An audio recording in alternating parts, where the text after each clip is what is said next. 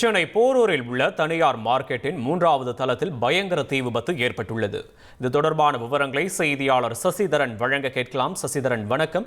தற்போது என்ன நிலவரம், அங்க கல விவரங்களை பதிவு பண்ணலாம் சசி. போரூரில் உள்ள பிரபல தனியார் மார்க்கெட்டில் 3வது மாடியில் இருக்கக்கூடிய பகுதியில் பயங்கர தீ விபத்தானது ஏற்பட்டிருக்கிறது. இதனையடுத்து ஊழியர்கள் பொதுமக்கள் அங்கிருந்து தப்பித்து ஓடிய காட்சிகளில் பரபரக்க வகிக்கிறது. கடும் போக்குவரத்து நெரிசலானது ஏற்பட்டிருக்கிறது.